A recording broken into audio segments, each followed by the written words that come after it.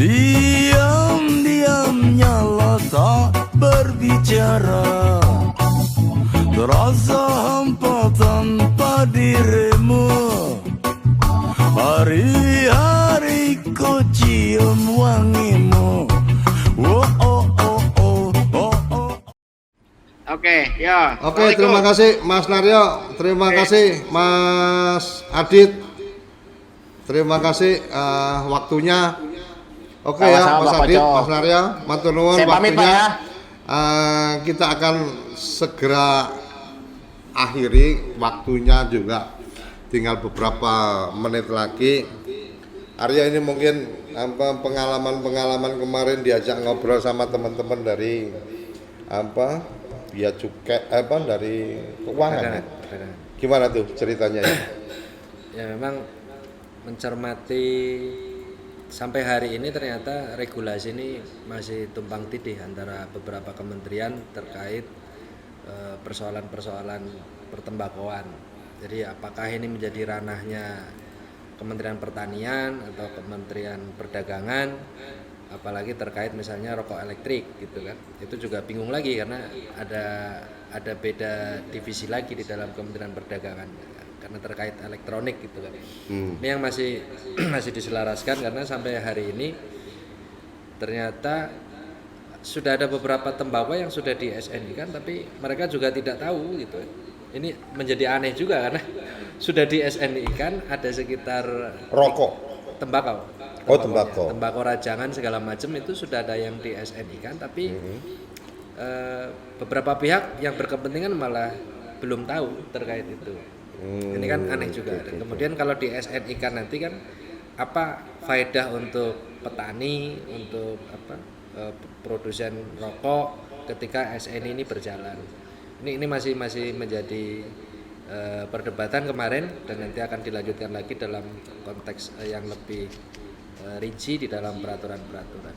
Menyambung persoalan-persoalan tadi memang ada hal-hal yang menarik gitu kan terkait persoalan rokok yang seharusnya memang konsumen ini yang menjadi perhatian karena sudah berkontribusi besar dalam cukai yang digunakan untuk persoalan-persoalan kesehatan, tetapi konsumen rokok atau perokok sendiri justru terdiskriminasi. Karena ketika di dalam BPJS atau asuransi manapun pasti akan ditanyakan, Bapak Ibu merokok atau tidak. Ketika merokok maka preminya jadi lebih mahal atau fasilitas-fasilitas kalau di BPJS malah tidak mendapatkan apa-apa. Padahal cukai rokok sebagian besar digunakan oleh BPS juga. Apalagi saat ini ketika misalnya cukai rokok dimanfaatkan untuk kondisi corona ini untuk ikut membantu lah. Ini kan juga mestinya perokok itu mendapatkan perhatian juga gitu. Di luar yang tadi dibicarakan bersama-sama Mas Adit dan Mas Aryo terkait keperluan konsumen selama ini yang memang tidak pernah tercover. Jadi kita diminta terus untuk memberikan kontribusi, tetapi tidak ada satupun feedback yang konsumen dapatkan. Bahkan sekedar informasi kadang-kadang lebih pada informasi yang menyudutkan. Saya baca-baca tadi Mas Koco di PP-nya itu tidak menyebutkan sampai harus di rokok itu ditulis rokok membunuhmu. Jadi secara aturan nggak ada itu. Aturan tidak ada, tapi kenapa justru sekarang lebih banyak tulisan-tulisan itu yang dimunculkan? Saya juga bingung pada industri rokok ini. Kok melebihi kewenangannya? Apakah ada peraturan yang kemudian melebihi dari peraturan pemerintah? Itu kan misalnya peraturan Kementerian Kesehatan yang kemudian harus menampilkan tulisan-tulisan yang menyeramkan. Gitu. Dan ini juga harus menjadi perhatian bersama karena kita sudah memberikan kontribusi berupa cukai yang setiap tahun naik terus, tetapi perimbangannya tidak ada untuk konsumen. Termasuk tadi terkait tempat merokok segala macam, yang kadang-kadang pemerintah daerah juga sangat diskriminatif.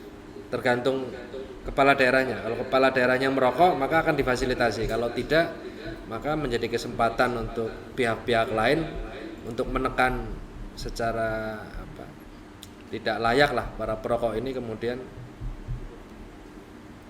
tidak mendapat fasilitas. Saya rasa begitu. Oke.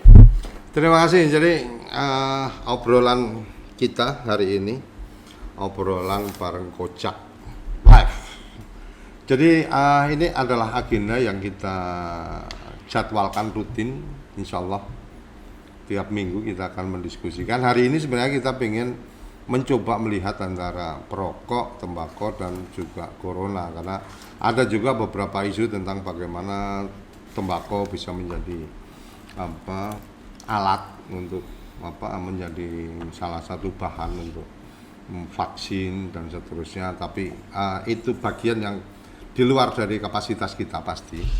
Nah, oleh karenanya diskusi tadi yang mengalir akhirnya karena memang kebetulan yang hadir tadi, alhamdulillah hari ini walaupun tidak secara penuh 2 jam, karena waktu 2 jam juga bukan waktu yang pendek, tapi kita tanpa jeda tadi dari jam 5 ini dari jam 4 insya Allah kita akan close nanti jam 6. Ada Mbak Doyok tadi dari Purworejo, itu ketua koordinator nasional NU Backpacker. Jadi teman-teman NU Backpacker, teman-teman yang suka jalan-jalan, ada komunitasnya, dan mereka salah satunya atau mungkin kebiasaannya adalah ketika menikmati alam itu sambil menikmati rokok gitu kan. Kemudian ada Bung Sunil tadi, Sunil Taulani, itu aktivis digital. Beliau juga aktif di komunitas kopi. Tadi sudah memberikan input masukannya tentang rokok dan ya sekilas tentang corona.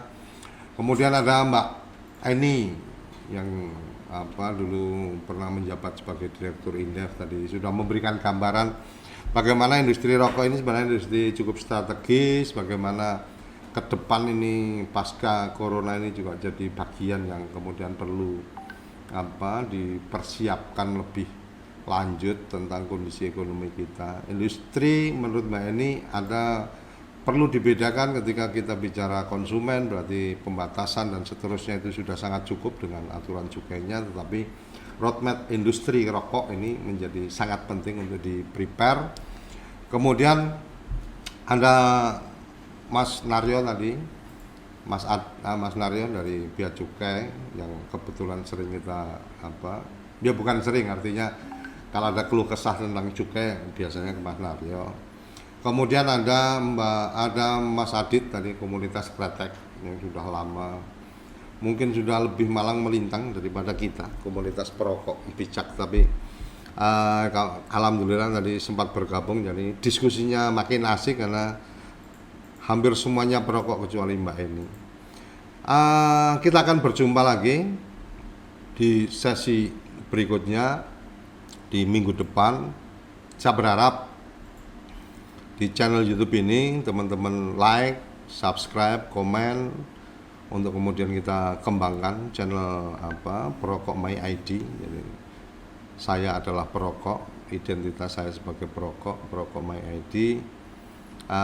Kita ada di channel YouTube Perokok My ID, kita ada di Instagram @perokokmyid, ada di Twitter dan juga di Facebook kita.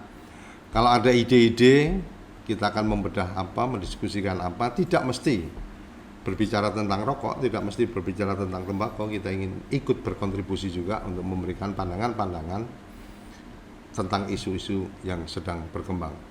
Sampai jumpa di episode yang berikutnya. Salam bahagia perokok bijak.